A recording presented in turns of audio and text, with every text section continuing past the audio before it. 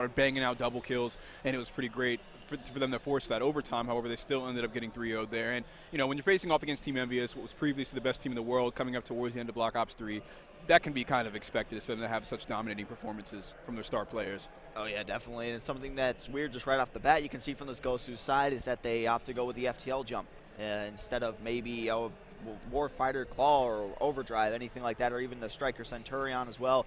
But you look at the side of FaZe, they had everything locked in straight off the bat. I mean, these guys, like we said, they've been grinding. They haven't changed anything up in their game plan. They know what they're doing. So come out in this one, I mean, it's just another thing, right? FaZe knows the game better than GoSu does. FaZe can slay better than GoSu. So tell me what you think about the Striker pick with Centurion. What do you think about that and how it's going to influence the hardpoint here? I love the Centurion pick. I think especially with the weapon draft being out, a player like Clayster, who there was always kind of like a jump switch with him, Enable, and Zuma deciding what they want to do. At one point he had an NV4 in his hands, the other time he has K-Bar and stuff like that. So I like the Centurion pick. I wish more teams would actually utilize that instead of like the Overdrive, which I mean the Overdrive can benefit you greatly. The Claw doesn't do too much for you. It takes actually a lot to get that. So I think the Centurion pick is very good. It can be very beneficial. It's more of just a nuisance in terms of putting it down on the map.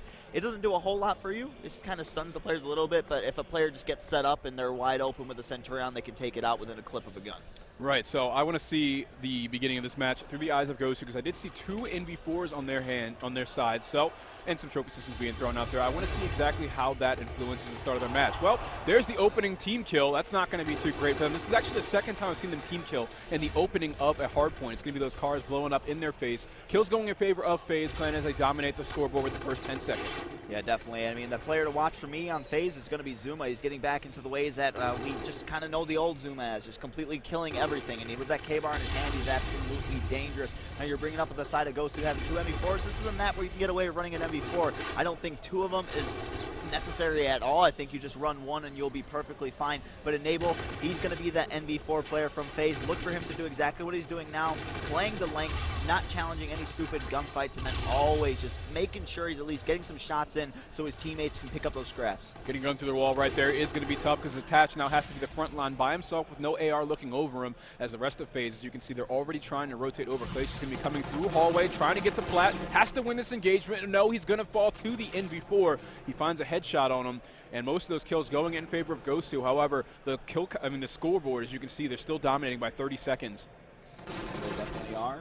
Zuma's going to fall right there. The players from GoSu going to be getting control of this bottom bike area. Right now, look at the setup that they have. If you watch the mini-map, it's going to cause FaZe players to kind of get a split spawn. They're kind of all over the place right now. One player from FaZe did spawn all the way by bridge. The others are spawning up in the graveyard. So a pinch can come in. I would have liked for Zuma there maybe to back up, wait for his teammates to come in. Yeah, he was way too aggressive there, Dirk. And then you see another player coming around right here on the flank. That is going to be Arcides. He's pushing all the way through Grave. Now this can be crucial. If he just plays silent, plays his life, and maybe gets a couple picks here and there, spawns could go in their favor, but he's going to have a handful, but he does have the NV4, so he can play the range. But you see right now, players are starting to flood around this grave area. Yeah, Arceus has a nice wall of red ahead of him. However, he's able to catch one off guard, finishes the second job.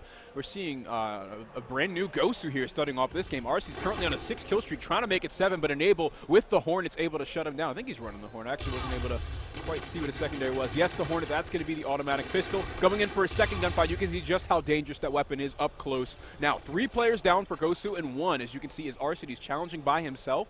If he just tries to stay long range here, as you can see, he's trying not to, get up in their face, because he wants to wait for his team to push.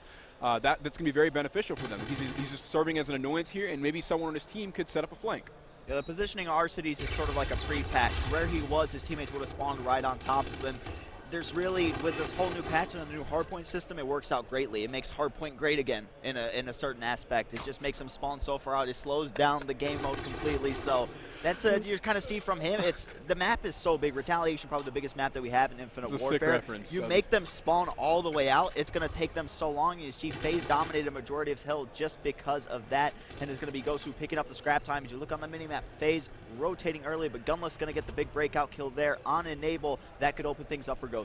All right, so FaZe is going to be getting this initial time at Broken Hardpoint. Clay's is going to be the one watching the flank. The closest one to the action, though, is going to be player 4. And on your mini-map, that is Zuma, sitting on this chest-high cover, is able to catch some players from the side. It's really tough for them to be able to try and push to the front of the hard point and have to worry about him at the same time. As you can see, they have to spend, you know, the attention of two different players, one that died and the other had to push him in order to take him down. And FaZe is still able to hold the hard point with multiple players in the hill. Yep, Enable inside of the hill right now with that MV4. Like I said, this is just one of the guys that what he does with MV4 is magical. I'm just going to say that right now. He's so smart with where he plays in the positioning.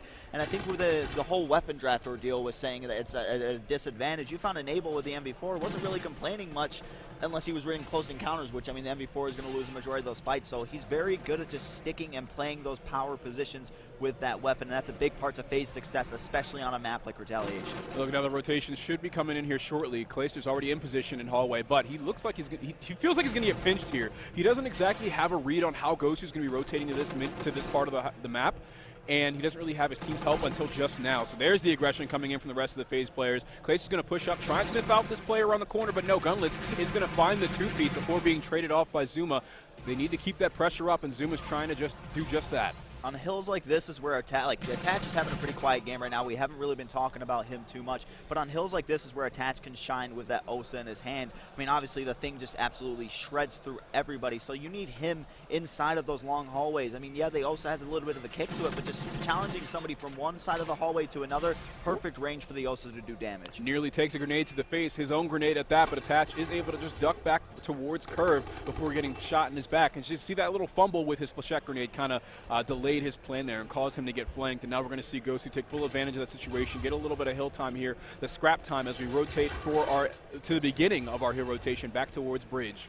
I like this setup that GosuCrew has right now, completely pushed out on both sides, just holding down those choke points, and it is working out for him thus far. FaZe going to keep spawning back in this bridge area, but they did get that initial kill. It's going to be Attached taking out Drama. Now things are all opened up for FaZe, while Enable is also coming around on the flank, going to be spotted by one player. Never going to win that gunfight, especially when the K-bar is right in your face. Clayster trying to fly into the hill to make something happen. He will be taken out as well, so the hold by GosuCrew going pretty good, but FaZe going to be right in control of this. So Enable there, his flank wasn't incredibly successful on his own because he got killed pretty quickly. However, that did give room for Clayster and Attach to push up and get some time on the hard point and keep the pressure on the objective. So that flank, although he didn't find kills from it, ended up being successful for FaZe in the long run. As we see, Clayster has a little bit of a hot hand, finds himself 2 kills, gets shut down by Drama. Instant trade going in. That's going to be Attach who's able to do so on a 5 kill streak, score streak at the moment.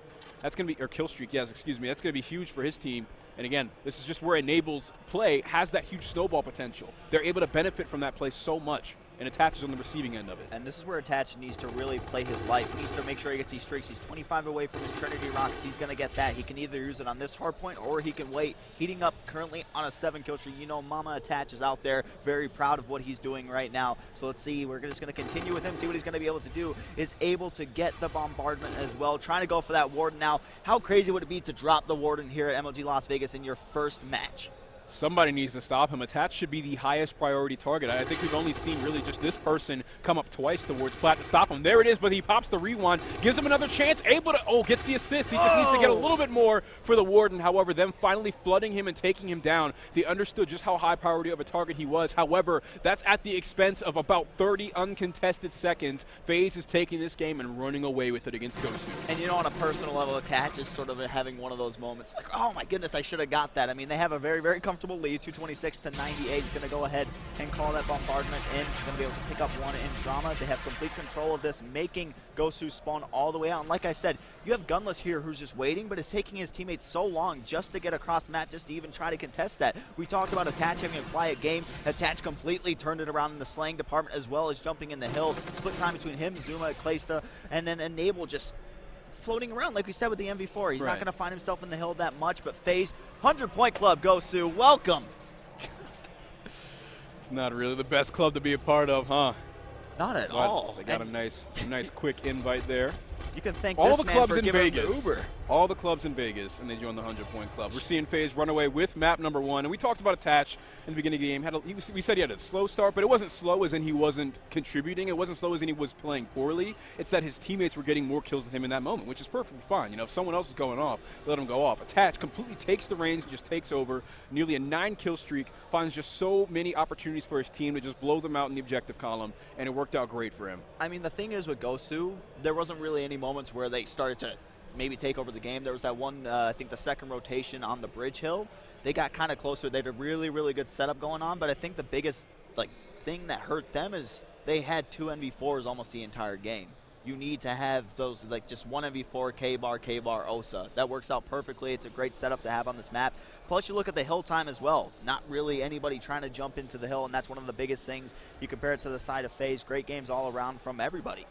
And you can just thank Attach for that big onslaught that he had at the end there, picking up those streaks. That was huge to just really controlling that graveyard hill as well. But I think the big part about that just came down to Enable with that MV4 play.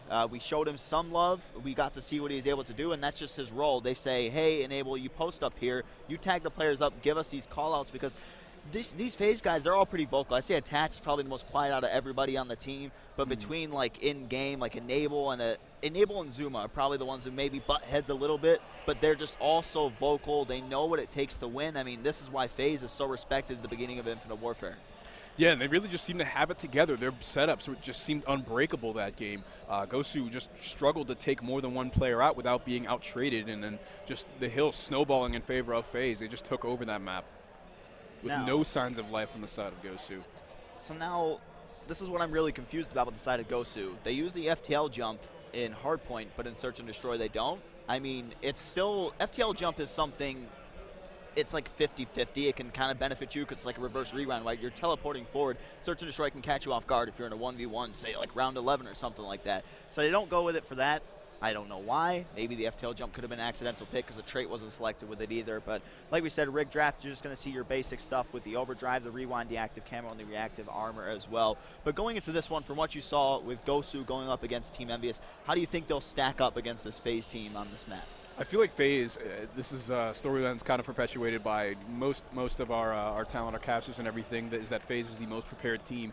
And in Search and Destroy, this is where you need to know the subtle nuances of every map, especially because these teams aren't screaming Search and Destroy against one another. It's all coming from sort of theory crafting and everything like that. And FaZe has a player like Clayster on it, who is able to take charge as the captain and also make sure that they're not streaming all of their scrimmages and that they can't, enemy teams can't access their VODs. So they're learning just as much as they can. And then when we have Clayster leading that alongside the input from Enable, I feel like those two are some of the better strategists we have in the pro scene. So in the early stages of this game, I think that Search and Destroy favors FaZe. Yeah, I mean, we look back at Advanced Warfare with Attach, right? We all kind of considered him the best Search and Destroy player in the world. So, I mean, these guys there's nothing shy of greatness. I give that to Zuma before Attach, maybe. In Advanced Warfare, at least. I mean, Attach definitely up there for sure. Yeah. But I think that Zuma made quite a name for himself in Search and Destroy in Advanced Warfare. That's just like one of the biggest things. So, I mean, both of these guys. And formal. I mean,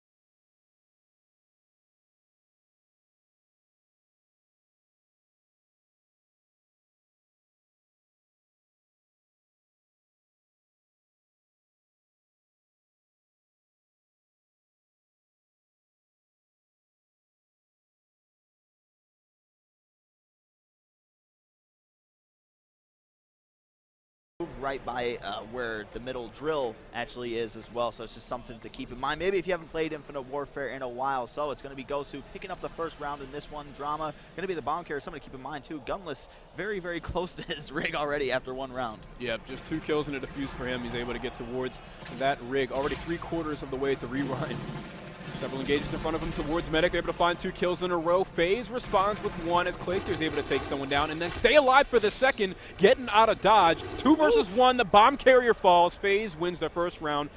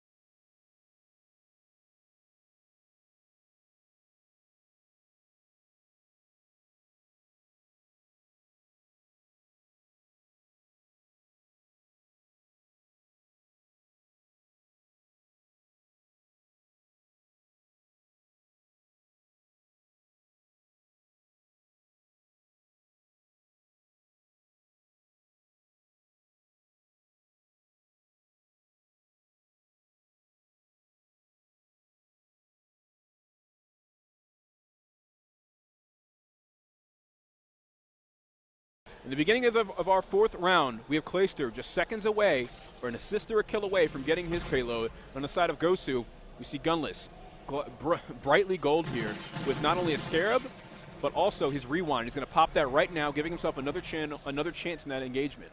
And you look at the mini-map, Zuma and Clay just completely went around the entire map to go on that flank, and it's going to pay off, both each picking up a kill. Now it's a 4 versus 2 situation. They can collapse on these players, kills the last player in security, and like we said, Clayster and Zuma picking up 2 kills in this round, both going deep on that flank. They're going to be able to get this defuse here, just players just waiting just to see who can get their streaks the quickest, and it looks like they're going to give the defuse to Zuma. He's going to be working towards those Trinity rockets. All right, all knotted up at 2-2 as FaZe closes out another round. So far, so good in terms of how the flanks are being executed on the side of FaZe. Their opening strategy seems to be working a lot better than what we saw in the first 2 rounds, where Gosu was able to get those first bloods. So we'll see if FaZe can continue that. And we see Arcides and Enable at the bottom of the scoreboard for both of their teams with 0 kills. See if either of these 2 players can pick it up as we're looking at another drill execution on the side of FaZe. Let's look at it through the bomb carrier's eyes. That's going to be Enable. He's trying to post up with this NV4. There's the first blood. It comes out from Clayster with the sniper rifle. He's able to take down Pristini. That should open up an opportunity for FaZe to either decide on this B bomb site or rotate over to A, which is wide open at the moment. Yeah, there's only going to be 1 player positioned in mid-map. That's going to be Drama. He's going to opt to back out. Zuma still just going to be watching the flank, but now the players from Gosu are going to decide to flood onto the site. It's going to be Drama. He's going to be opening it up, picking up Attach Arcid. He's going to follow that up by taking out Enable. Now a 2 versus 3 situation. Clayster and Zuma, let's see if they can work their magic here. Arcide's getting very, very aggressive, pushing, trying to work for some trades here. Gunless going to be able to take out Clayster. Now a 1 versus 2 situation for Zuma. He's going to be able to find 1. Can he find a second? He's going to turn around. Not going to be able to get the kill there on Gunless. And now it's going to be Gunless getting the defuse. Rounds being traded back and forth. 7-2 for Gunless on a 2-kill streak. It was pretty sloppy there. I mean, there was no follow-up from Enable planting the bomb. He was just instantly traded, and there was no one even close to being in range of taking out the play on the opposite side of Drill. I mean, we could have also seen them rotate over to A. The only person that could have stopped them might have been the person on mid that would have called out the cut. But even then, just as Enable went up to that B site, we saw that person give up that line of sight and go right back over to the B site. Let's see what they're going to be able to do here. Like we said, you're going to see teams constantly go B. The only entryway you have to A is through mid-map, which is always going to be covered, and then you have somebody watching the wall on the long haul. But I'd like to see if maybe anybody has any tricks up their sleeve to try to make something happen and just kind of get a shift. The Fletcher grenades are going to be going out right there onto Drill. We're on board with Drama right now. He's going to throw a trophy system ahead. It's going to be Gunless drawing first blood on Enable. Could get this bomb down if he wants to, and Gunless, he's just shredding with the Osa, using it in the observation room, the perfect place to use it, and gonna go ahead and fire from a little bit of range there. Factory, Gosu gonna go up 4-2 against FaZe. FaZe is just feeding on the defensive pushes or the defensive setups on B site. You know, we saw Gosu just immediately get control of Drill, and push straight into medic with multiple players, and there was just nothing FaZe could do about it. And that's what, the second or third time they've been able to do that on offense. Yeah. Gosu, like we said, if there's any game mode that they can take, second. They've only had 2 offensive rounds. If Gosu can take any game mode away from FaZe, we said it would be search and destroy. Respawn is a completely different thing, and that's what's going to take if you want to try to take FaZe all the way to win. We're on board with Enable, looking like they're going for, like I said, a little bit of a sneaky A setup. It's going to be a quick trade right there. Drama taking out Zuma, and Enable following that one up. So a 3 versus 3 situation. Let's see what they opt to do here. A bomb site completely wide open. Clayster's going to be on there. He does have his payload too. Somebody coming around from the flank. The bomb is going to be dropped, falling off the map. Now they have to rotate all the way back just to try to pick it up. That's dangerous, and that's one of the risks of rotating over to A side. I mentioned earlier in the game there it would have been beneficial. However, when they have no one watching the flank and they can get caught like that, that leaves Clayster and Attach in a really difficult situation that they have to run all the way back to their spawn where the bomb respawns and then do the play all over again. However, Gosu looks like they're trying to read this A bomb site push, and they're stacking with all 3 players. Arcides has a good line of sight here, but Clayster's going to beat him there. He's going to win that gunfight 9 times out of 10. The trade's going to be coming in attached, trying to find another. Not going to be able to do that. Gosu goes up 5-2 against FaZe. They've been looking so strong in this. I'm not mind blown by it because I know the caliber search and destroy players that they have, but I expected a little bit more from FaZe, but search and destroy is never over. We know the comebacks that can be possible, but it's going to take a lot for FaZe to string this one together. And I think in these clutch moments, that's where FaZe really thrives in search and destroy, but at the same time, it depends on what their map pool is looking like in search and destroy. Maybe this happens to be one of their weaker search and destroy matches. Their defenses on B site this game have been awful, and Gosu is exploiting that every chance they can. They definitely have. Enable needs to pick it up, currently 1-8, and he's going to be taken out by his teammate. It's going to be Clayster getting hit with a grenade, so it's not looking good for them as they try to fight for their hopes in this search and destroy. Now 2 players left up. Clayster going to go ahead and use the Scarab, pushing it through Drill. Is he going to be able to find one? Going to get a hit marker on that player, but something about the Scarab too acts as sort of like an EMP, jammer, stun, whatever you want to call it, locks him in place, but Gosu going to take search and destroy in a very convincing fashion, 6-2 against FaZe, and you brought it up. FaZe just kind of lacked on their offensive execution. They were able to get control of the bomb site every single time. It just got, as soon as Enable planted it, things started falling apart for FaZe. Gosu was excellent on defense all around. We saw when The bomb site in general, yeah, really. Both we offense saw and when defense. FaZe just tried to rotate around to A to try to make something happen. They were able to push through, flank around, take out Enable who had the bomb hit in the wall run, was able to get a complete reset on it as well. So now we're going to be heading into Uplink, and it's going to be, I believe, on Frost. No. Am I looking at the wrong? It's going to be on Throwback. All right, we're going to head into Throwback Uplink here shortly, everyone. But let's take a look and recap this last match here. So on both sides, we saw both Enable and Arcides. Pretty rough game, both of them going at like 0-6 at some point, ending the game still with the least amount of kills. And unfortunately for FaZe, just in that clutch moment, just as I praise them for how strong they can be in clutch moments where they can, you know, reverse sweep even the strongest of search and destroy teams, we see Clayster starts off the round with a team kill, and then really just everything falls apart after that. Their B bomb set on the map was just not looking good against Gosu, and they took full advantage of that with 2 players in their team ending the game with 10 kills. That's Gunless and Pristini. I wonder with FaZe's execution on B site if maybe they should decide to give the bomb to somebody else, because when you think about it, you have Enable who's going to be the player getting the bomb down each time for those guys. And the lines of sight when you're on the B bomb after you get it down, you're going to be in close range encounters the entire time. It's going to be like sort of K-Bar Osa fights. Maybe decide to put Enable back in the security room just to kind of focus on the observation deck. Maybe it's just something that may need to be tweaked as the weekend goes on if they play that one again. But I mean, 1-8 kind of being like the designated like demolition guy. He's going to be out there just trying to make it all happen. Obviously didn't work out. Was able to get the bomb down plenty of times, but the team just wasn't able to really capitalize on it. So we're going to be going to Uplink, and I believe we're actually probably going to get a restart on this one. I believe the map selection is wrong. Yeah, we're going to have to give it a restart in just a moment here. However, FaZe versus GoSu, this should be hopping into some not Frost uplink. That is going to be Throwback uplink. And we're going to give them just a moment to get themselves settled, and we're going to restart the lobby here. But let's talk a little bit about our matchup here heading into uplink. We saw some of the strengths of FaZe in that hardpoint and just how well coordinated they were for hardpoint. And, you know, if there's any other game mode that requires so much coordination, it is uplink, which is just Call of Duty's basketball. And I think that FaZe certainly has some powerful uplink players on it. However, at the same token, last series we saw GoSu was able to bring Envious to overtime on the on Frost uplink. Yeah, that's one thing to kind of take away from it. I mean, you look back at Black Ops 3 at FaZe's uplink record, probably had one of the best records, I believe, if my stats don't lie, if I can think off the top of my head. It's by the end of Season 2, they had one of the best uplink records. So it's a team that shouldn't be messed with, and a big part of uplink is the chemistry, right? I mean, it's just one of those things like in a CTF or anything like that. Your chemistry needs to be on point. Your setups need to be there as well. And I think just kind of going back, it's going to be enable as a player to watch. Throwback has a lot more longer lanes than the likes of like a Throwback, where an MV4 player can be pretty dangerous. So it's just going to be kind of looking up for that. I mean, obviously in a picture-perfect world on a map like Throwback, you kind of just want to push on that bowling side, try to make him spawn over by blue. That's not going to be the case every time. You just need to kind of work with what you have, and that's where the communication is absolutely going to be crucial for these FaZe guys. And I mean, you got to have a little bit of momentum if you're GoSu. You just beat the team that everybody's talking about in Infinite Warfare, the team that everyone's like, these guys are the best right now. You just beat them in Search and Destroy very convincingly. If they take this uplink, this whole series can get a big, big turnaround. There's definitely a little bit of momentum for them. However, I have a hard time seeing GoSu beat FaZe, and not only uplink, but also the second hardpoint in the series. I think that the new best-of-5 format that we have, where we're seeing 2 hardpoints instead of a CTF after the uplink, is definitely more in favor of a team like FaZe. So I think that even if, I don't think they're going to take the uplink, and I think they're also going to close it out on that hard point. I think that FaZe is just overall the stronger respawn team. However, we could see some sort of a surprise here. We could see something happen here. We're going to switch up the map, and we're heading into, again, it's going to be Throwback uplink between FaZe and GoSu. If you're just joining in, I'm Fox. I'm joined by Dirk, and we're hopping into game number 3 between FaZe Clan and GoSu.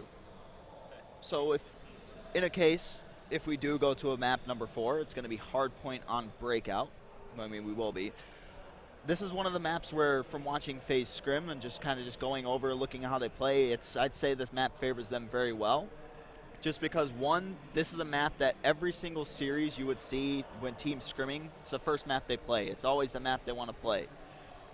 I mean, back in like that sort of like testing process of like which map's the best, Breakout's definitely a fan favorite. It's a player favorite as well, just the way the entire map does play. So I think when it does go to that map, I think it'll definitely be FaZe taking it, and then it's just going to be the Search and Destroy who's going to be able to take that. But we still have to get this uplink out of the way.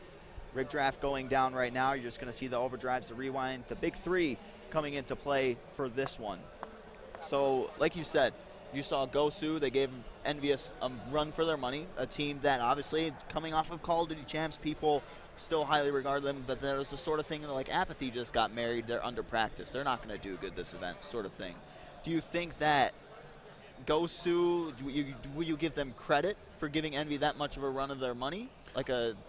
Or is it Envy just playing bad sort of thing? I think it could certainly have something to do with Envious' map pool and uplink.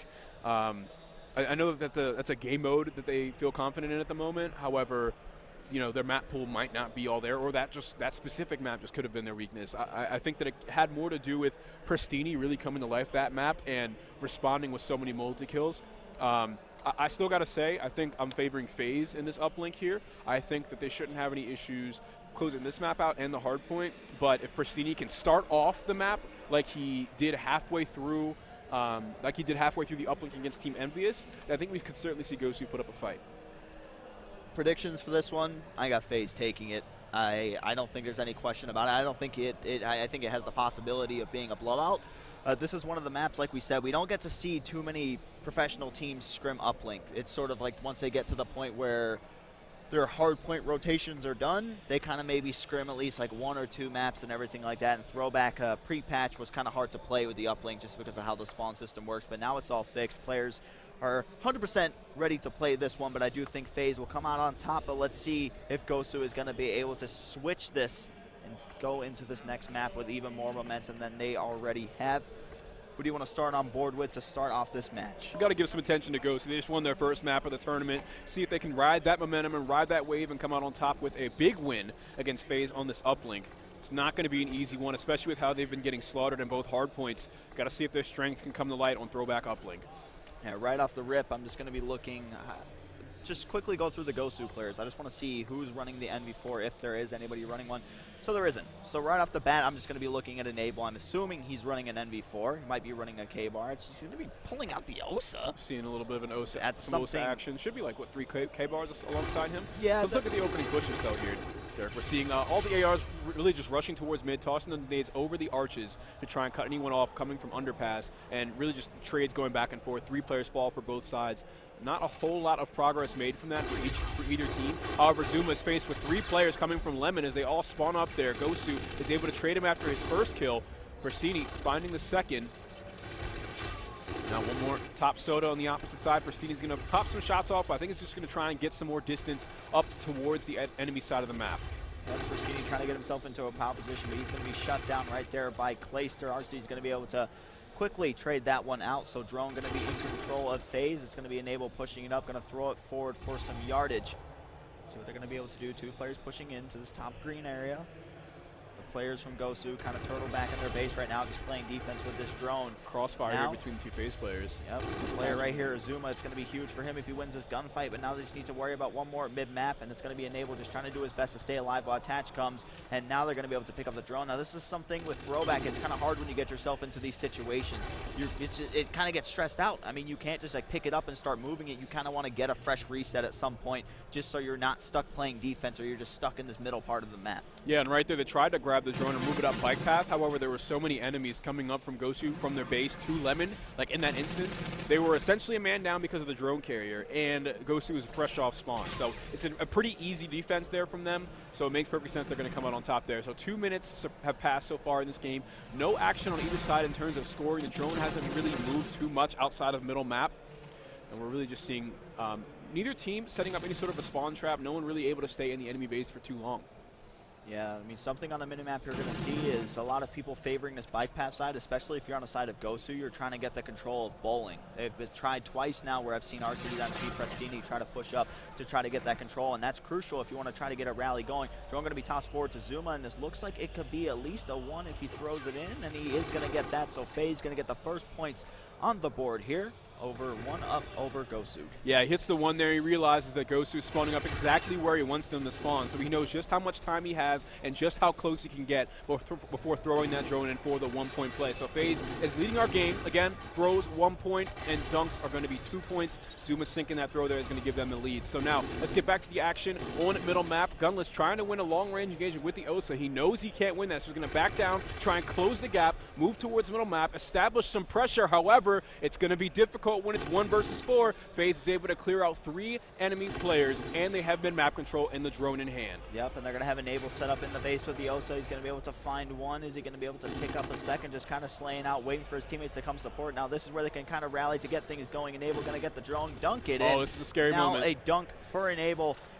Now Attach going to go ahead and back up. The spawn trap looked likely, but the flood of Gosu players came in, and Attach was just doing his best to stay alive. I thought for sure we would have seen Attach go to top barn. It looked like he was making moves towards it, but he instead doubles back and then loses his gunfight towards Grandma's house. Luckily for him, Zuma is still alive in the enemy base. Enable and Clay were both, or Enable was able to find 2 kills and get the drone, and Zuma was able to find 1 of his own. I just thought for sure he was going to try and set up for a spawn trap and force them towards blue, but here it is. Drone's coming in. Enable has his front line in front of him. They're able to protect him. He gets another 1-point play. FaZe is going to lead up 4-0. And having Enable live in your base is not something you want. Prestini, well aware of that, is able to come through and clear him out. Yep, they're doing an excellent job right now. Clay's There's the pressure. This is what we were talking about. Throw it up for the 1 is going to fall short, but the drone's still going to be in the base. If they can stay up, they might be able to make something happen here, but it's going to be Gunless trying to make a stand, running this out from their base. Has the teammate support. 1 player in front of him is going to be RC. He's going to be able to pick up 1, but now they have to worry about Attach. Let's see what he's going to be able to do here. Attach is going to be able to tag up Gunless, making him down to 1 shot. Enable's there for the support. And how many times have we seen this? There's just 1 player surrounded by a bunch of FaZe arrows, just kind of stuck, not knowing what to do.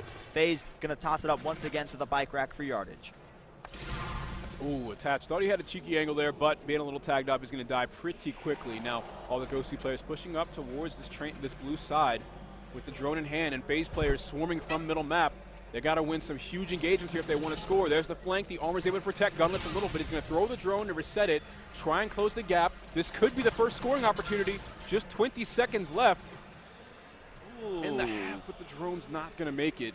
FaZe is going to take that right out of their base, and Enable's going to open up with their first kill on this push. RCD's got very close to getting that dunk, but got shut down right as he was about to dunk it into the portal. They have 5 seconds left just to try to get at least a 1-point play. It is still very possible if Zuma comes out and just throws a Hail Mary. Is he going to be able to get it? No, he is not. So it's going to be FaZe going up 4-0 in this first half of Uplink. Big base defense coming from FaZe there in the last few seconds to stop RCDs from the huge play that he was setting up. Now we're going to see them going into the half with a lead, feeling comfortable. FaZe, when they're able to get into GosuCrew's base, they really got into that rhythm. They got into that spawn trapping rhythm, and they were able to hold those strong lines of sight and just keep pouring it on and burying GosuCrew. Let's see if they can do it again when the sides switch. So you look at the arrows right off the start. There's going to be 2 against 1 right in the middle of the map here, but it's going to be traded out almost instantly. 2 players pushing on down this bridge side, so now 2v2. The players that are left up, 1 player left alive in the middle map. It is going to be Enable. He's going to come out on top on that kill on Drama. He's going to be able to find a second. Can he find a third? No. Gunless is going to be able to shut down Enable. I don't think anybody has been alive long enough to really get any streaks that could really change the momentum of this entire game. Zuma just trying to stay alive here in top green. Playing his life. 2 players going to be pushed all the way up from the side of GosuCrew, throwing the drones forward for yardage, but good defensive stop here by FaZe. Now look for them to take advantage. You can almost see the communication happening on the mini-map and in the kill feed. You see they all know exactly when to push, when what kills are obtained, and they know exactly when to play their life, wait for the team to move up with them. You can just see it all working. You can see the gears turning, and now the drone comes in trying to make a play. Nothing doing, though, as we see Gunless is able to respond with 2 kills in a row. GosuCrew with some excellent base defense. Yep, so far we've seen really good base defense from both of these sides. It's going to be Zuma being taken out there, but Drama's going to come in with a hot 2-piece, and now this opens things up, especially with RCDs. They need to get this drone and start to push it forward, but Attach is here to spoil the party. He's going to be able to find one, finds another, completely shuts down that push from GosuCrew once again. So just seeing some excellent defense. I mean, the strategy that both teams have in mind is very, very good, but the defense is something that they just can't get by. All right, so here we go. FaZe with another attempt to push up through bike path. 3 kills instantly going in favor of GosuCrew. The only person from FaZe that was able to respond was Clayster, but he was quickly shut down by Pristini. And now the drone in the hands of Drama. He's got a path through Grandma's house. Difficult to stop a FaZe off the spawn, is able to do so and get the turnover. Attached, takes the drone towards Lime and resets it. Lemon, that's yellow. That's a yellow fruit in front of us. I'm honestly just mind blown at how good the defensive stops have been. I mean, I think FaZe has more. I know it's just kind of split between GosuCrew and FaZe. Like any time that you see that they might have an opportunity to make something happen, it just completely turns around. Attach going to be taking out Clayster there with his own Fletcher grenade. The drone has been reset back to the middle map. Attach trying to slay out, trying to push out this bowling side, but now it is all good. Clayster can pick up this drone, and now this is going to be crucial. The players pushing in from this bowling side. RCD's going to shut down Enable once again, ruining FaZe's party. Clayster was so close to getting his overdrive with that first touch on the drone, but he's just not able to do so. If he would have had his assist right there, that could have been a huge play with the drone. But again, kills going in favor of GosuCrew. Let's see if they can actually make something of it. They're able to play this base defense and clear FaZe out, but they can't do anything after that once everything's reset. Enable trying to get fancy there, trying to jump and turn, not going to be able to get the kill. Overdrive is going to be ready for Clayster on the side of FaZe, so that can come in handy. I mean, we know how good Overdrive is in this game, especially if you're running with that drone. He's going to be able to find one coming through. Can he find the 2? They are going to be able to finally get their first point. We have reached a 2-minute warning. They need 3 more points to tie this game up. The payloads are going to start coming into play here. Enable and Clayster are ready to go. Clayster and Enable having access to that overdrive and having access to this active camo can be a huge opportunity, especially with those 2 kills and mid-map control. The pressure is on. It's up to GosuCrew. They have 2 minutes to try and respond to something here, but the kill will come from the camo player Enable. He finally gets traded. Drone falls, nothing coming from it. Attached, trying to make the most of the situation. Him and Zoom are able to do so, but still no drone movement after that initial push. Nope, and you see Clayster right here just trying to get sneaky. He's up in top ticket. Getting ready to push down the stairs. He's going to be met by 1 player. Not going to be able to pick off him. Enable going to be running with that drone, going straight through the middle. Going to toss it forward for yards, just trying to stay alive. It's smart play. He knows he has the OSA. He knows he has the advantage from close range, but Gunless is going to be met. And he's going to be able to take out Enable. Things are looking slow for GosuCrw, though. They need to stop playing defensive, and they need to start to get aggressive. They've now been trapped in their base for this whole full minute. Clayster pops the overdrive, is going to be taken out, shut down short, but now the overdrive placing coming from Pristini. I believe Arcides probably has the active camo for this team as well, so it's still possible with 48 seconds left for GoSu to try to make something happen, but they need to go now. Got to go fast, and Pristini could possibly do that with that overdrive, but he's going to fall short and die on Lemon. That's trouble. He's the only one with a payload, and just 35 seconds left. Overdrive would be absolutely huge for them in that instance. Now, a little bit of base defense going on as Arcides is the last alive and has a lot of pressure on him on this bike path. Needs to win this engagement. Drama off the spawn is able to do just that, and we see some drone control in the hands of GoSu. However, Enable shuts it down quickly with the two-piece attached with the beatdown. Last player alive is Arcides, but he's got a wall of red and only 20 seconds to work with. FaZe shuts it down, and with that, should probably be just the map in the series for FaZe. Yep. We're going to be going. Well, not the series. They lost to Search and Destroy, but the map. It'll be the series. Realistically speaking, getting into the hard point, FaZe should also come out on top on that. I mean, we saw just how outclassed GoSu was in the hard point. We saw that in the uplink, they just couldn't get anything going. They couldn't consistently outslay FaZe. They would have brilliant moments of base defense, but they weren't able to capitalize on it when everything was reset. They couldn't take out an entire wave of FaZe players more than once. Like, they would do it once, and then they'd get outslayed. So we're going into hardpoint breakout. It's going to be coming up right after this one. If we flash back real quick to Retaliation, we saw that we had approximately four people joining a club. One of the finest clubs in Las Vegas at that. One of the greatest. It's a bottle service and limo, courtesy of FaZe. Sorry, if they're of age. If they're of age, actually. So, going into this one, it's going to be hardpoint breakout. We've kind of just touched on the points really for kind of everything with hardpoint. Are they going to be able to slay out? I think putting game knowledge aside and how you play hardpoint on this map, I think just the biggest thing we should focus on right now is if they can slay. In the uplink, we saw some signs of life that GoSu was able to constantly continuously go back and forth with FaZe in terms of slaying, but can they do it in the hard point? It's going to be a lot more slow. Obviously, like we said, FaZe is a very well-structured team in terms of getting those spawns, making they're so good with it. They just kind of can make you. We're positioned here. We know we're going to make you spawn over there, so you're fine. Right, and another thing, what was big with GoSu on this breakout hardpoint that we saw against them on Team Envious is that they couldn't answer to Slasher, who was that slow AR, that zoning AR with the NV4, as I call him, sort of a backline player that is able to look over his teammates. They weren't able to answer to that, and they just had no pressure because of his positioning. So if we can see that coming from either Enable or Clayster, just that constant player that's always overlooking everything and sort of watching as the warden of middle map, then I think that's going to be really tough for GoSu. I think that's FaZe's win factor. Is either Clayster or Enable staying in that anchor position and really just trumping everything GoSu does. And again, the only weird thing that we're really seeing from this rig draft is just the FTL jump being picked by Pristini once again. But everything just looking pretty normal from the FaZe side. Like we said, we kind of just compared for back in Black Ops 3 when we had a ban and protect sort of thing, right? It's the teams, you could tell by their confidence just by how quick they picked. They just were immediately, we want this. Yeah, they know their strategies. They have this all figured out, right? They're not going to change anything. Like I said, a lot of people are trying to build around what FaZe is doing. How are we going to beat FaZe? What can we do like FaZe to beat other teams, sort of thing. So they're all set. They're ready to go straight away. I mean, they probably have all their classes set. I mean, I just love to see the mindset. I know after the Envious game, I saw a couple players from GoSu immediately after the game, headsets off, heads down, in their laps, just sitting there on their phones. There was no communication between them. So if you lose this one and go 0-2 in your groups, it's not going to look good. I mean, obviously, you're going to be very, very demoralized. You come all the way out to this event. You fight through that online qualifier just to lose your first 2 matches. It's not going to be good. But then again, if you play any more at all today, you just kind of got to sit there and think okay, we got to go into tomorrow with the right mindset, right? We can't get down on ourselves. So, I mean, you're playing the Juggernauts of FaZe. You can kind of sit there and try to have some big confidence boost. And I think probably if you were to ask them, they would agree that Search and Destroy is the one thing that they could really take away from FaZe, and they did. I mean, that's something you can take away from that series. It's just now, you in this map especially, you got to fight this demon monster that is FaZe.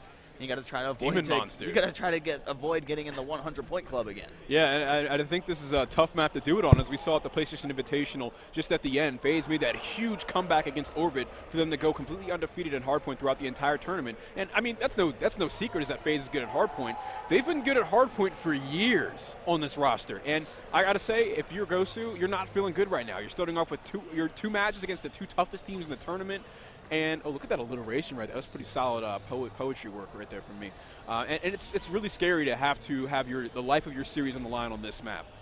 It definitely is, but things are getting underway. This is do or die for the GosuCrew attack. We're on board with him. He's going to be pushing to loading dock. Pristini actually pre-firing, going to be able to take him out. Trophy system's going to be going down, so now the hill on this one used to be inside the little hut, but obviously with the most recent patch got moved up on top. On board with the Naval, just trying to stay alive right here. Good opening start from the side of Gosu. Gunless going to be inside the hill on a 2-kill streak, which is very rare. You don't see players staying alive that much. Now 300 off, trying to get that Trinity rocket, but things looking very good for Gosu off the start. Yeah, FaZe is showing no signs of life here. As soon as they get into a position, they're taken down, attached, going top of his hut. He's not able to make anything happen as he's shut down by the pre-firing K-Bar, and now Gunless not able to make those score streaks happen. FaZe is going to be able to shut him down. However, that huge lead that they've mounted right now is going to be a tough hill for FaZe to climb, especially when you have Attach right now. You're one of your better aggressive sub kind of players, going 0-4.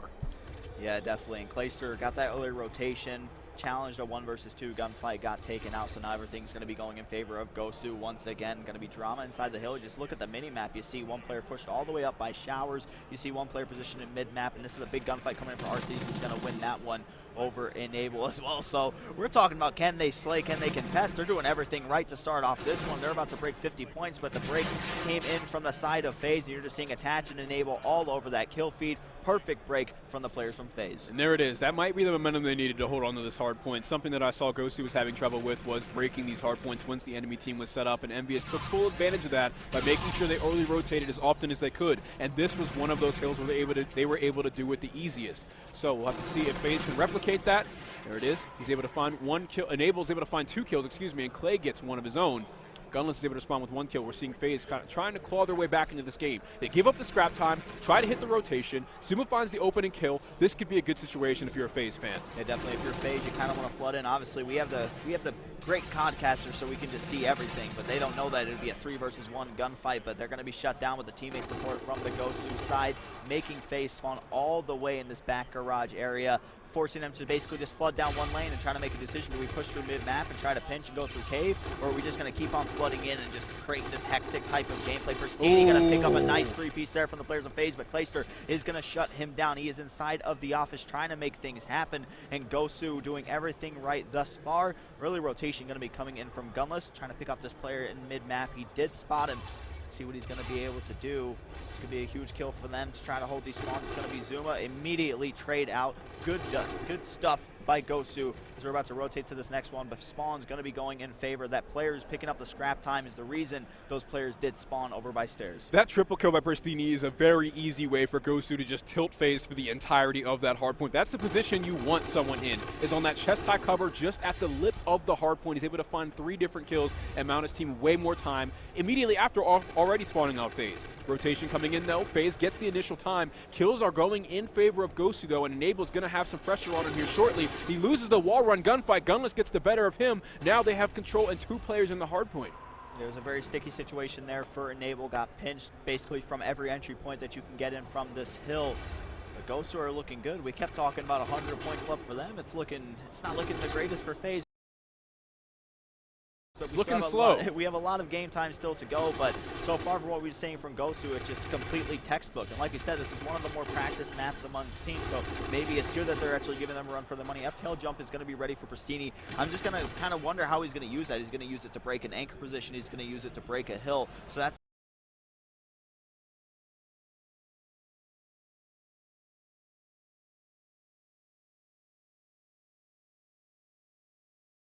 something I just want to kind of keep an eye on as well.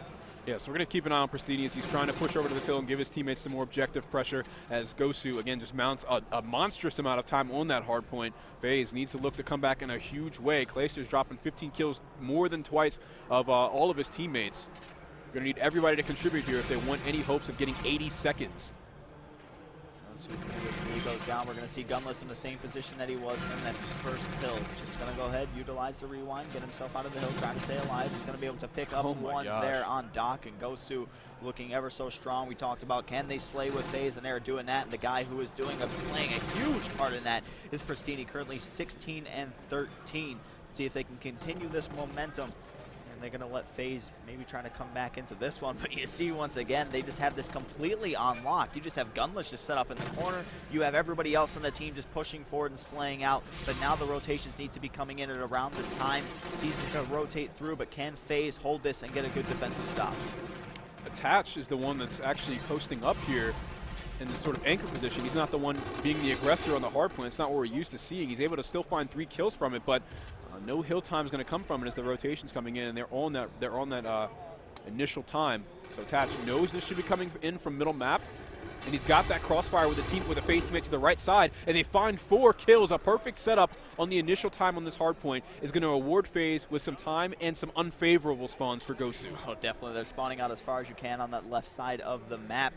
See if the player who's mid-map is going to be Clayster. See what he's going to be able to do. He's actually going to be taken out by Drama. Attach is going to be there to try to stop this push coming from the Gosu side. Still 30 seconds left, so a lot to play for in this one hill. Spawns going in favor of FaZe, so they can get one quick break here. Then they have to start thinking about that ditch hill, which they did struggle to hold. Like we saw from Gosu, just doing such an excellent job of being able to hold that one as well. It's kind of been the story so far in this hard point. Excellent shots from Enable there. He's able to find himself 2 kills, and that's going to award his team with some more hill time. Both him and Zuma are currently topping the charts, as you can see on the top right corner of your screen, for hill time. And they need a whole lot of it, as Gosu's nearly double their score at the moment. And we get into the rotation. This is where Prestini went huge last time in the first rotation of hills, and they got a lot of time off of his triple kill. Let's see if FaZe can try and replicate that success. Something I like from FaZe right off the bat there is they decided to go for a pinch. It's probably the best way you can break a hill, but Gosu comes right back. FaZe players caught out of position, get taken out. Now we're going to see Clay going with a different type of switch. He's going to be playing more of a slower role, like we kind of say how an Enable role kind of plays. Has the trophy system as well, just going to be tagging players up from afar, and I kind of like this selection. He's going to be what you're seeing right now, just being able to tag those players up, utilizing that MV4 accuracy, taking out those players with the K-bars and the OSA. It's going to be positioned up here in top security. This is one of these power positions to try to catch somebody rotating, but you look at the mini-map, it's going to be Drama rotating from the wall run, completely exposed, going to be met by Attach here momentarily. And see, what this is Clay noticing that whatever they're doing isn't working. Despite the fact that Clay was getting so many kills, nothing is coming from those kills. So maybe it's his positioning. Maybe he's not doing all that he can. So he's going to switch up his weapon and switch up his role and hope that it works out for the team. And so far, they're starting to come back a little bit in that hill time. Yeah, definitely. They broke the 100-point mark. There's going to be one player back there at the helipad, so look for Enable to try to clean him up real quick. Might have a call out that the player might be tagged up, but the pinch is going to be coming in here shortly for the side of Gosu, and that's what FaZe needs to be aware of. Oh, one on the wall run. It's going to be Prestini getting the nice shots there on Attach. Going to be able to take him out, and like I said, the pinch was coming in at any point in time for Gosu, and it works once again, being able to break the FaZe setup. FaZe being forced all the way spawned out on the other side of the map. Gosu passes 200, trying to put FaZe away early in this one. All right, and Prestini putting those long-range shots down. He's not connecting with too many of them. And FaZe is going to catch up onto that, get the scrap time as they take him down. And now we see on the side of FaZe, they have access to two rig payloads, and none on the side of Gosu. Now, Gosu still only needs 40 seconds to come back with, and they can certainly do that without their payloads. Let's see how the action unfolds as we rotate back to the middle of the map. That they're going to place her up there inside of Laundry, and like we said, he's switched up his role. He can just kind of adapt to that. I mean, we know Clay has been that sort of player to be an anchor back in the day, so this is nothing new to him. But with that MV4, you just need to get them positioned either in top security or top Laundry, depending on which side you really want to play from. He's going to have that Centurion ready as well. Attach is going to have his payload, and Enable is going to have his payload. So this is all possible for FaZe to maybe utilize these payloads to try to get a big break. And this hill, it's not one you really want to use it on, especially with only 27 seconds left. Being out in the open, it should be a kind of a little bit of a big contest hill. So look for them to probably bring it out in this prison one. So Clay's class, I feel like it's just a very selfish class for him, which isn't there's no negative connotation to that at all. He's got hardline on this class, so he's actually getting bonus points towards his score streaks with every kill. So that tells you that right now, Clayster knows that he's hot individually with his kills and plans to play for just that. I mean, it's a good idea, too. Maybe the streaks can kind of help him, but Enable is actually going to utilize his payload. Let's see what he's going to be able to do. I believe Enable does run the active panel for the team. Gonna go to find one, not gonna be able to find two, so the camo burn didn't do too much for him, but it was enough to get these FaZe players into position to try to make these GoSu players spawn out, but now they need to get the break. Somebody needs to shut down Drama inside of the hill. He's gonna go ahead and call that Scarab in. Gunless is doing an excellent job of slaying out. The player outside is not gonna fall from the Scarab, but Gunless is gonna be there to clear him up once again, and it looks like this game is about to come to an end. 249 to 163, just 1 second away. And that's it. GoSu forces the game 5 against FaZe Clan. They woke up. Clearly they learned something from the first breakout hardpoint they had against Team Envious, because this was a new GoSu Clan on this map. And it really just an intense game from the likes of Drama. So many multi-kills in and around the objective, and Pristini really picking up that kill column. Clay's role transition, I feel like, was a bit too late. He was doing all he could, but no one on his team could answer to GoSu. Make me eat my words, GoSu. Jesus. Yeah, so here we are getting into Game 5. We're going to find out just what that map is for you in just a second. Getting into Game 5, we did see that the first Search and Destroy went to GoSu. Will it be the same as we get into Crusher for Search and Destroy? This would be a crazy upset. This would be absolutely insane if GoSu is going to be able to win this one. I mean, we just kind of go through, we brought up just like Pristini, Drama, and stuff like that.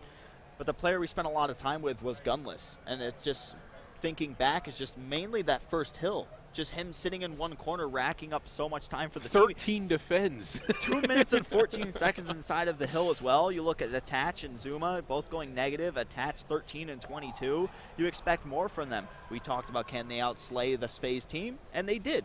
They proved it. Oh, right? heavily. We saw a FaZe team that decided to switch up their roles mid-game and change how they usually play. I mean, that just kind of shows that it got into their head just a little bit. Yeah, I mentioned heavily outslayed. It wasn't until like the later stages of the game where FaZe was able to come back. For the beginning stages, it was a whole lot of GoSu and very little FaZe. Yeah, definitely. So we're going to be heading to the last map of this best-of-5 series. Going to be Search and Destroy on Crusher. Should be a good one. It was kind of a blowout last time when we saw GoSu and FaZe go up and Search and Destroy. I believe it was 6-2 in favor of the GoSu crew. Let's see if they're going to be able to replicate this magic once again against FaZe. Crusher, one of those maps where both bomb sites are still viable if you decide, but you're going to see probably a lot more A pushes than you would see B pushes going to this one. So the rig draft going to be selected right here. Do or die for both of these teams. So we look at our rig draft here. We're seeing Attach with Rewind and Propulsion. And we're seeing Clayster with Overdrive Resupply. Now, in terms of the sniping on the side of FaZe, both Clayster and Attach have their history of being strong snipers here. But you got to think that having Propulsion kind of benefits snipers more than anything else, than any of the other passive or traits in this game. Would you agree with that? You can basically just float in the air. It's like having hover from Advanced Warfare. Yeah. just utilizing, like, jumping up on Solar, jumping up on the top statue, and just jumping up and hovering. Yeah, I mean, I 100% get what you mean. Obviously, with the ability of like scuff controllers and all that too, it just makes it so much easier to utilize those jumps, and people who play Claw and stuff along those lines too. So it's a good point. Maybe we might see Attach pull something out. I'm not sure of the exact lines of sight where you can kind of hop over walls on this map like Crusher. There's lots of buildings everywhere to try to hit those sort of sick, nasty shots. But it's a good point to bring up as well. Identical on both sides right now in the rig draft too. So seeing from what you took from GoSu in that first Search and Destroy against FaZe, I don't know. Like I'm kind of stumped this series now. I thought it would probably be over in that hard point, so I wasn't ready to really talk about Crusher Search and Destroy. Yeah, I don't think a lot of people expected this to go straight to a Game 5, but we saw just how much GoSu just punished FaZe in map number 2. We've got an intense Search and Destroy, or possibly what could be an intense Search and Destroy here in Game 5 as we switch up the map. We just got to see what the map pools are like for these two teams, right? This is the first major tournament of Call of Duty Infinite Warfare, so we don't entirely know what the standard is and what most teams are comfortable on just yet. So maybe GoSu can show us something maybe GoSu can show us that they can trump the strengths of FaZe in Search and Destroy, or maybe FaZe can show us they're not as vulnerable as we think they are in this game mode. I'm going to be interested to see how things do play on A. Defending A is actually very easy. This backdoor area, if you kind of look at if you want to bring out the big map, the backdoor area that's right by the A site, you can kind of watch the line of sight to the mid-map corridor. Have somebody positioned on the steps, you can watch A. So basically you're watching every entry point to get into A. it works 9 times out of 10. The only time it really won't work is if they just decide to all flood in through that one spot. But then again, B is one of those sites where players will still opt to go to it. It's not like one of the maps like we saw on Scorch where it's just going to be a constant B, B, B, B, never really A sort of thing. So it's going to be interesting to see how this one plays out. Game number 5, GosuCrew going up against FaZe. Drama is going to be your bomb carrier to start off this one. All right, so heavy pressure coming from Gosu towards this B bomb site. As we see, Drama has a front line of a player or two. He's going to hit this wall run, though. Try and keep the pressure up here. Tossing the trophy system so that they can siege this part of the map. With just 3 players around the corner, he's going to get aggressive with the K-bar. 3-4 kills going in favor of Gosu, shutting FaZe down just that quickly. And this is starting off exactly how we saw the first Search and Destroy in this series. Gosu, when they hit that execution of their play on the bomb side on offense, they just completely shut out FaZe immediately. Yeah, Drama going to be picking up 2 kills right there. So Gosu getting the first round in this one, going up 1-0. So let's see what FaZe is going to be able to do here on the offensive side. Nobody picking up a kill from the side of FaZe. Enable, once again, going to be the bomb carrier, looking like they're going to favor this B bomb site. Let's see what step they're going to be able to go with. Gosu sending 1 to B, 1 mid-map, and then 2 over to this A side. So let's see how this does work out. If the calls will come in, obviously the Fletcher grenades are going to go out. So now that's just a signal to Gosu, hey, we need to wrap back. They're going to be going to B. Yeah, like you said, those Fletcher grenades kind of give away their play here. Now the question is, can Gosu retake the site that they gave up? On the retake, we see several kills go in favor of FaZe, but Pristini's double kill puts the odds right back in their favor. Gosu still ends up on top in all of their trades and closes out 2 rounds in a row. Again, a mirror image of exactly what we saw in game number 2. This map is just, I mean, this whole series is just huge for Gosu. I mean, just coming in, completely getting obliterated by Team Envious. I mean, you want to go into tomorrow with something. I mean, you want to be those guys who beat FaZe on LAN the first matchup. So this is going to be huge for them if they're going to be able to take this one. Looking strong so far, taking the first 2 rounds, but now we're going to see an A hit. Going to be 2 players playing the defense. I apologize. It's going to be attach and enable inside of this A area. Shots have been going down. It's going to be 1 player going around far on the flank. That's going to be Clayster for Drama, and RCD is going to open up the kills. 2 kills going in favor of Gosu there. Enable and middle map a little tagged up, trying to get a long-range engagement down. Clayster, though, takes that bait, finds the kill. 2 versus 3, though, and FaZe has to try and retake and defuse while they have the man disadvantage. Gosu outnumbering them 3-2. Could spell trouble for FaZe. However, Clayster has access to a flank here. He gets cut off, though. That's Gunless that shuts it down. And now it's up to Enable with just 25 seconds remaining. He's going to be taken down. And Gosu goes up 3-0 in game number 5. This could be FaZe's first loss. Yep, not going to be able to do much with an NV4 in this close quarters if you're Enable. Especially if those bullets are going in your back, huh? Yeah. You see Drama taking him out right there. Drama doing very, very good to start off this search and destroy. Up 3-0, trying to go for the hot 6-0 is Gosu. Currently 4-1 for Drama, 125 off of getting that scarab as well, making very good timing to his reactive armor. So let's see what FaZe is going to be able to do here. As always, Enable.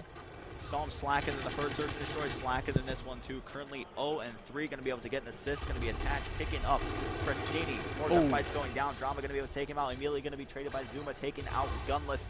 Now a 3 versus 2 situation in favor of the guys from FaZe.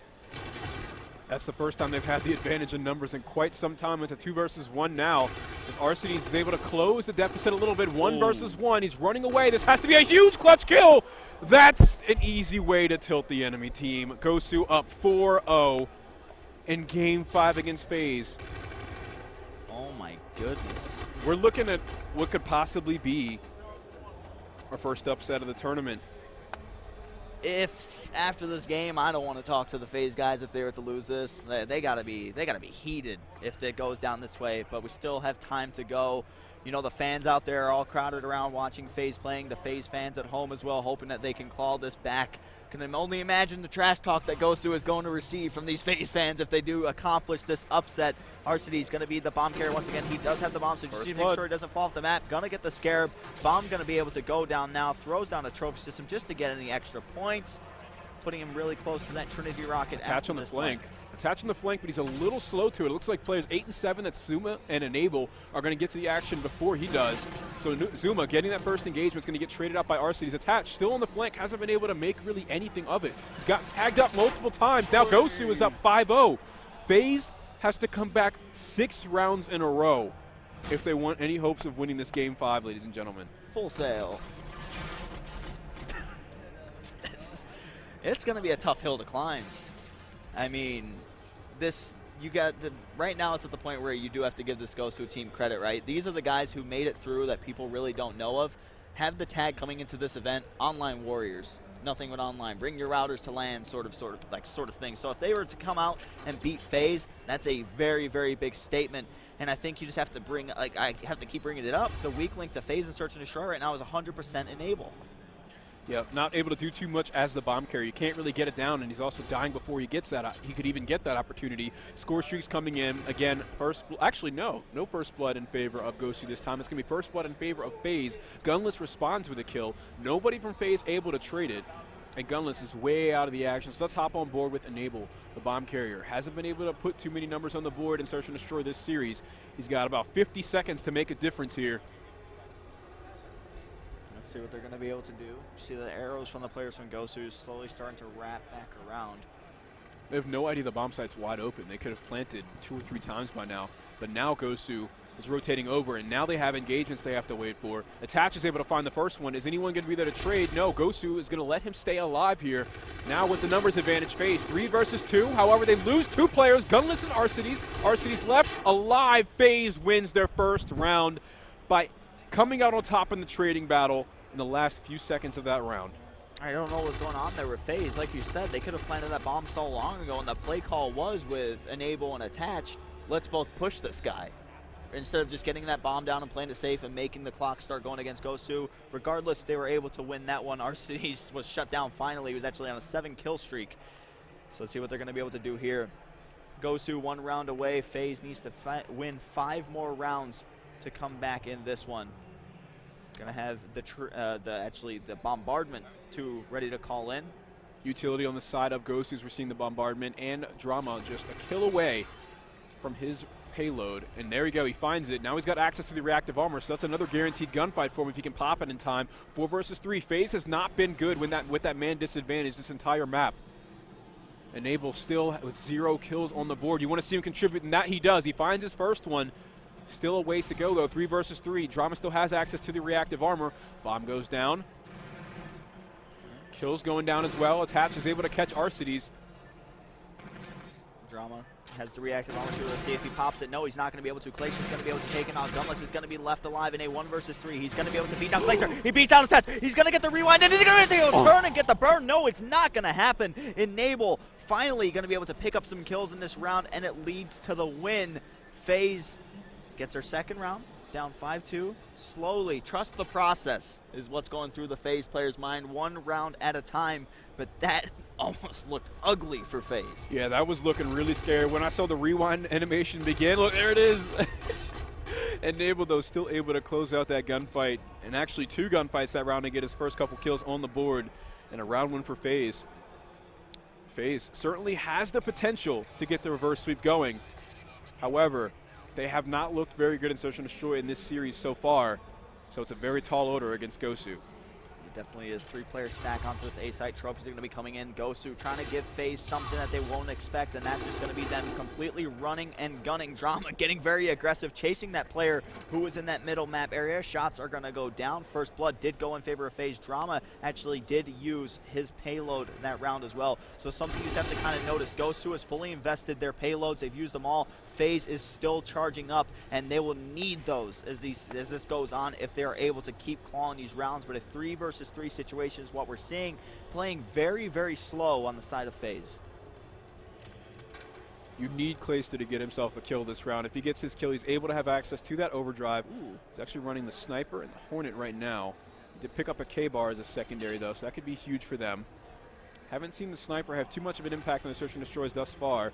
Trophy system coming into play, blocking some projectiles, and look, they have not been very successful on offense so far this series, but Zoom and Attach on the site execution are able to find 2 kills unanswered by GoSu, and now it's Gunless in a 1 versus 3. Osa shots going down range. He finds the first kill.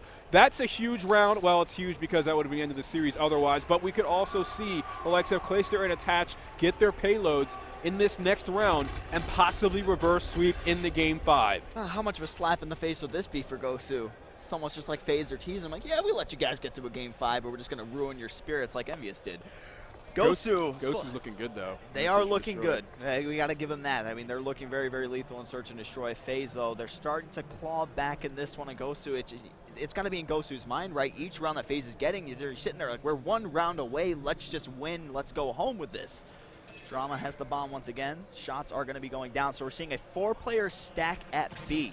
And now getting very aggressive is going to be Clayster opening up this FaZe onslaught. He's got access to overdrive now, too, and with attaches, rewind, and Zuma's reactive armor just being right there, that could be big for them for these next 3 rounds for their potential comeback.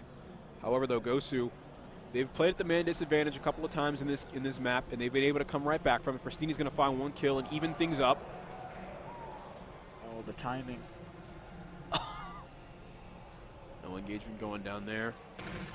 There it is. RC gets caught by attach. Again, numbers advantage goes to FaZe. 3 versus 2 at the moment. Looks like Bomb Carrier Drama's trying to tag someone up. Rewind gets popped, I believe. There he is. Drama and Pristini able to find 2 kills. 2 versus 1. It's up to Zuma. He wins the first engagement. Can he win the second? No! Gosu wins in the Game 5 against FaZe Clan, who for most of the map failed to get the first bloods and paid for it in a huge way. Wow. That was... I got to give it up to Gosu. That's the momentum Gosu needed, man. Going into this tournament, their first 2 matches were against some of the best teams we have to offer here in North America. Losing the first one pretty brutally and then coming back to beat FaZe in the second game is incredibly impressive. And that's got to be that's huge for them for the rest of this tournament. They're going to remember this moment. Yeah, they have to. And like we said, I mean, if losing to Envious wasn't enough to just kind of bring them down, they now just beat FaZe. They're going to have so much momentum riding on them the rest of the weekend. I mean, to